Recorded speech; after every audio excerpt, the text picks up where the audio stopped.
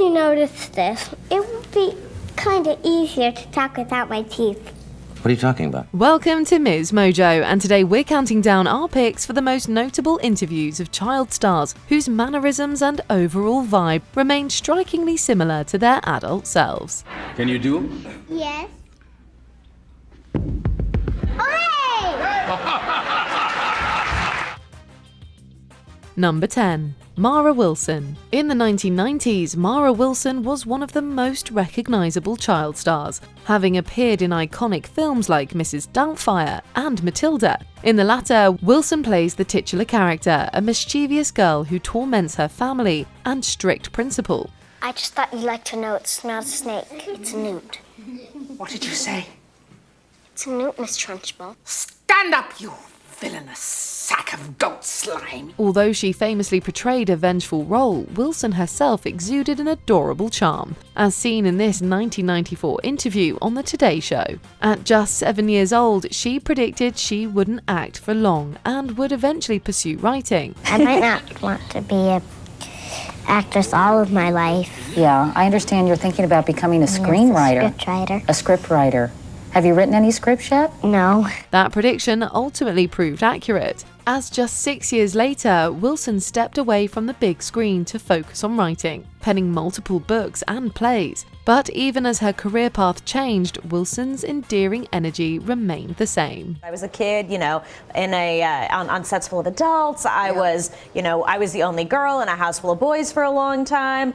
And I think that, if you've seen a lot of things on the internet, you've seen a lot of it sort of like, where is she now? Number 9. Anna Klumsky. For those who only know Anna Klumsky as an adult actress, they were likely introduced to her as the sharp-tongued Amy Bruckenheimer on Veep. It's going to look like the Veep couldn't be bothered to sign a condolence card for one of the most respected perverts in the Senate. Her impeccable comic timing on the show earned her 6 Emmy nominations, but glimpses of that talent appeared much earlier. Back in 1991, the 11-year-old Klumsky appeared on Live with Regis and Kathy Lee to promote her major film debut, My Girl. Even then, she already had a pretty sharp wit, delivering hilarious responses to some of the hosts' questions. So we're gonna You know who De Niro is, maybe? Sure she I know does. who De Niro What are you talking about? Of course she Well, does. she's looking at you like you're crazy. No, she's looking at you like you're crazy. Oh, is that what it is? Who's crazy? That's why I can't make up my mind. At one point, when asked about a particular scene, she even flashed her signature, slightly exasperated look. Despite all the years gone by, that facial expression remains unmistakable. Leon? Go away. Why are you here? Oh. She means hello. I actually have a story and I'd like to discuss with the Veep. She here yet? Number 8. Christina Richi. Ever since she made her big screen debut at age 9, Christina Richi has always been drawn towards ominous, angsty characters. To date, she is probably best known for her breakthrough role as Wednesday Addams in 1991's The Addams Family and its 1993 sequel. May I have the salt? What do we say? Now. Entertainment Tonight went behind the scenes of the film to interview a then 11-year-old Richi, who seemed to channel some of Wednesday's offbeat energy. Still, she carried herself with a surprising level of sophistication, a trait that has only sharpened with age. What do your friends say when they find out that you're playing in this movie? Well, mainly they just go around humming the theme song for a while. The Addams Family. Because when I first told them, everybody started hearing about it, and they kept humming the theme song, kind of annoying me. It appears traces of Wednesday continue to live on in her, as the adult Richi seems to still carry around that distinctive dark edge. I love playing her because she does all the things, like I put into her all the things that I can't do normally because I understand societal rules. Number 7. Jason Bateman. A lot has changed in the life and career of Jason Bateman since he made his first appearance on The Tonight Show starring Johnny Carson in 1984. But a lot has also stayed the same. How are you? I'm doing fine. It's a Good to see pleasure to you. be on the show. Thank you. Nice to have you here. Have we met before? I don't think so. Maybe Yeah. in a past life or something. In a past life? Then, known for his work on the sitcom Silver Spoons, he has since shown remarkable versatility, most notably starring in the Netflix crime drama Ozark. However, as this interview reveals, the quick, deadpan wit that made him a standout on the comedy series Arrested Development was pretty evident even back then. Jason, first of all, I owe you an apology. I've called you Joseph twice tonight for some reason. It's all right, Jack.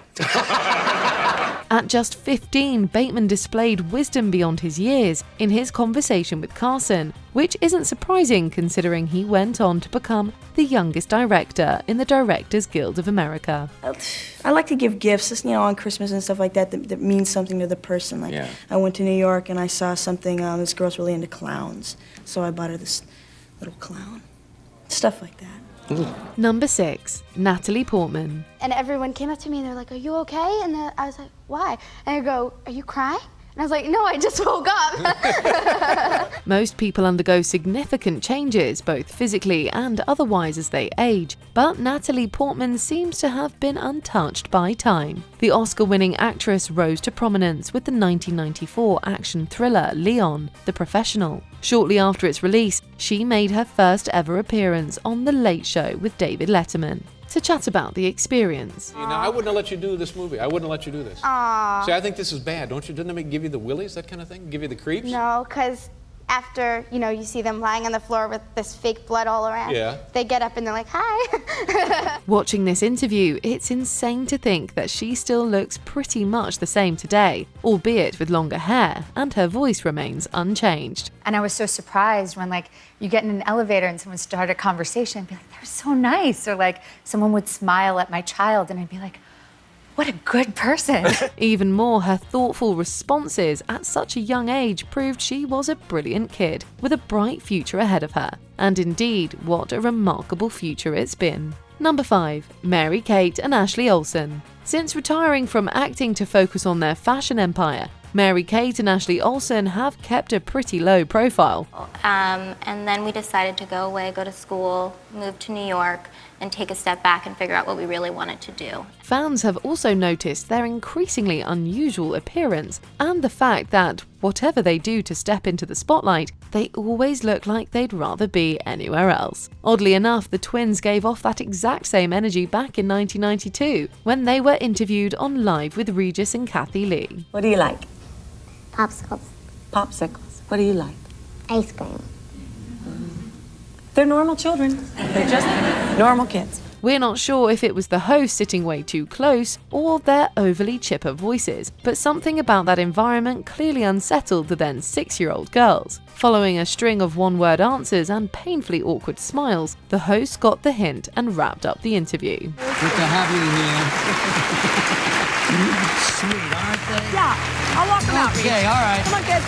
Number 4. Raven-Symoné. Raven-Symoné has spent nearly her entire life in the spotlight. She was only 3 years old when she landed the regular role of Olivia Kendall on The Cosby Show. 2 years later, she appeared as a guest on The Tonight Show starring Johnny Carson and melted the audience's hearts with her adorable yet remarkably articulate answers. I heard this is your last year, so I just want to give you this rose because I love you.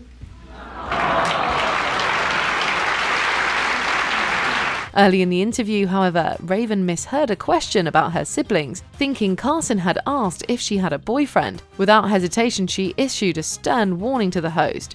Watch yourself, Mr. Carson. Watch myself? What do you mean?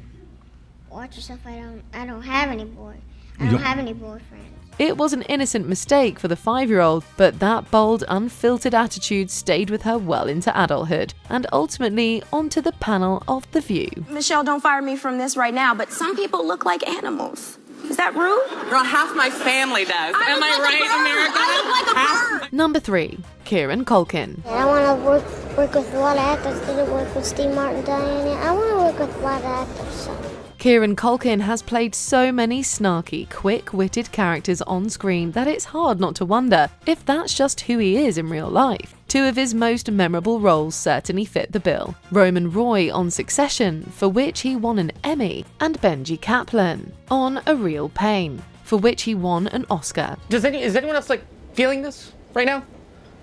Feeling what? Like this creepy feeling that, like, you know, we're like royalty on this train? I mean, does no one else see the irony here? If he really is just playing himself, then he's doing a damn good job of it. One piece of evidence supporting this theory comes from a resurfaced interview the actor gave to Entertainment Tonight from his time filming 1991's Father of the Bride. Culkin's mischievous side comes alive when he is asked by the interviewer about his costume. Tell me about this tuxedo. Do you like wearing a tux? Yeah.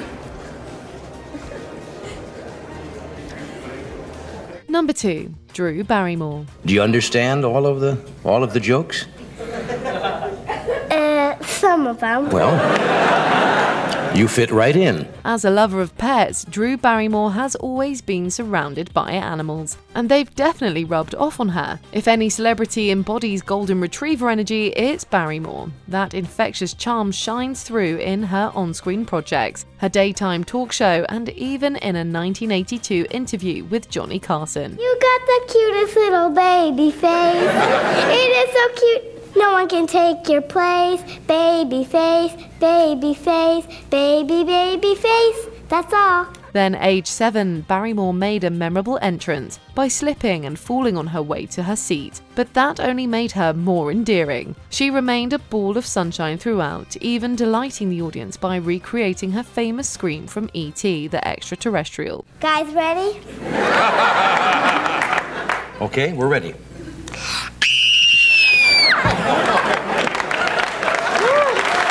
In 2022, Barrymore revisited the clip on The Tonight Show, and while her appearance may have changed, her personality remains just as radiant. I look at that, my legs don't touch the ground. You're a baby. And like, we all are growing up together.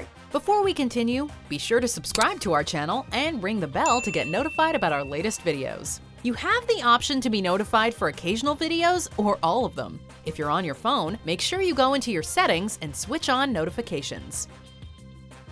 Number 1. Christian Bale. I just really enjoy it. Like, I just sometimes get really bored when I'm just at home and keep doing the same things. Patrick Baitman, Dick Cheney, Batman. Just some of the iconic roles that Christian Bale has brought to life. Bale got his big break much earlier at the age of 13 when he was cast in Steven Spielberg's Empire of the Sun. What will happen when the war ends? You want the war to end? Yes, of course, but as long as we stay in the camps, the Japanese will look after us, won't they? I don't know. You become an embarrassment to them. While promoting the film, he spoke with Entertainment Tonight about his experience and newfound fame. Even then, his perfectionist nature was evident, as he admitted to feeling nervous performing in front of an audience. First time I went out on the stage, I was really nervous, but I wouldn't call it that difficult. Throughout the interview, Bale showcased a rather reserved demeanour, a trait that has remained consistent over the years and made him appear mature for his age. He also expressed uncertainty about pursuing acting as a career, but thankfully he did, blessing us with some of cinema's most unforgettable performances. I never knew. I don't know. I swear to God. Swear to me! Which former child stars have grown up to be completely different people? Share your thoughts in the comments below. It was alike but different. It was always alike but like the same dress but red or black. Do you agree with our picks? Check out this other recent clip from MsMojo. And be sure to subscribe and ring the bell to be notified about our latest videos.